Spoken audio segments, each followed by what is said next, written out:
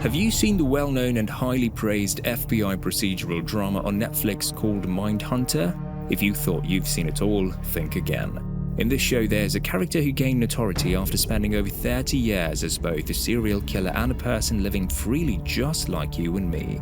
During that lengthy period, this individual developed a distinctive approach, mindset, and method for committing murders. But he isn't a fictional character. Yep, you heard it right. This serial killer is a real person. Dennis Rader. Really, what kind of mindset drove him to commit such extreme acts of cruelty? If you want to know more about this scariest creature, then let's jump right in and explore the BTK Killer, the twisted mind of Dennis Rader. Who is this Dennis Rader? A normal soul born on March 9, 1945 in Pittsburgh, Kansas, and he grew up in Wichita. As a kid, he seemed like any other, but he had a worst habit of hurting the animals. After he left college, he joined the US Air Force in the mid-1960s, which seemed to affect the way that he did things later on, like how he planned his crimes really carefully. He got married in 1971 to Paula Dietz, and they had 2 kids, a son named Brian in 1975 and a daughter named Kerry in 1978. Now, Kerry, who goes by the name Kerry Rawson, wrote a book in 2019 called A Serial Killer's Daughter, My Story of Hope, Love and Overcoming, where she talks about finding out about her dad's terrible deeds and how she dealt with all the pain and confusion that followed. Coming back to the story, surprisingly he went to college and studied crime stuff at Wichita State University in 1979. While there, he started working for a company that kept homes safe called ADT. Later on, he became a kind of rule checker in Park City, Kansas in 1991. It's interesting that he was really involved in his church and even helped out with the Boy Scouts, even though something darker was going on behind the scenes. In a chilling turn of events, on January 15, 1974, Dennis Rader embarked on a path of darkness. His first victims were a family in Wichita, where he strangled 4 of them, including 2 innocent children, right in their own home. Strangely, even though he left behind evidence, he didn't sexually assault them. He took a watch from there, like a really twisted souvenir. And this isn't the only time he did something like that. He would take underwear from other people later on. Then a few months later, in April 1974, he went after a 21-year-old woman who also worked at Coleman. He broke into her house, but her brother was there too. The brother got away even though he got hurt, but the woman, she wasn't so lucky. Rader ended up fatally stabbing the woman before fleeing the scene. But what's even scarier is that later that year, Rader sent a letter. In that letter, he talked about those January murders, and he had this really creepy signature: bind them, torture them, kill them, BTK. He left that letter in a book at the library, and guess what? The police found it.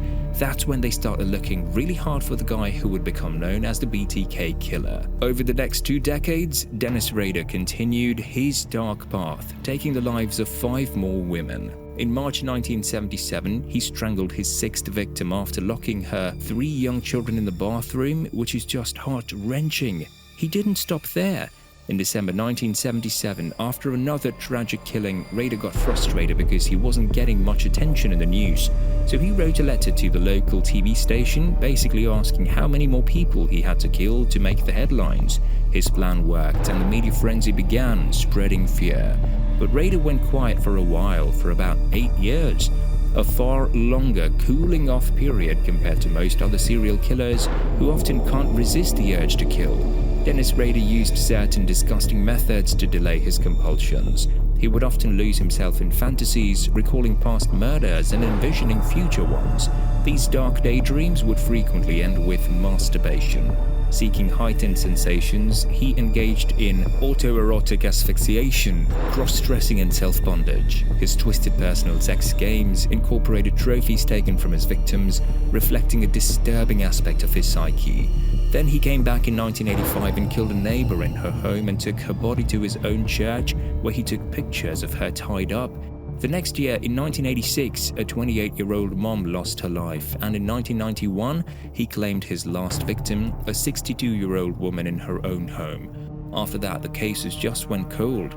But then in 2004, on the 30th anniversary of his first murders, a local paper speculates that maybe the killer was dead or locked up.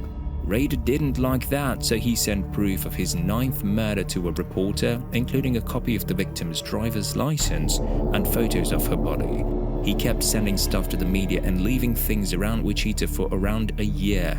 It's kind of strange, but he often used cereal boxes, maybe hinting at serial killer, to send drawings, photos, and descriptions of his crimes, even setting up dolls to show how he left his victims. But in January 2005, things took a turn when he mailed the police a floppy disk and asked if they could track it. The police played smart and said it was okay, but they tricked him. They followed the trail and found that the disc came from his church, where he was a big deal. Also, the DNA on the disc matched the evidence they found at his first crime scene.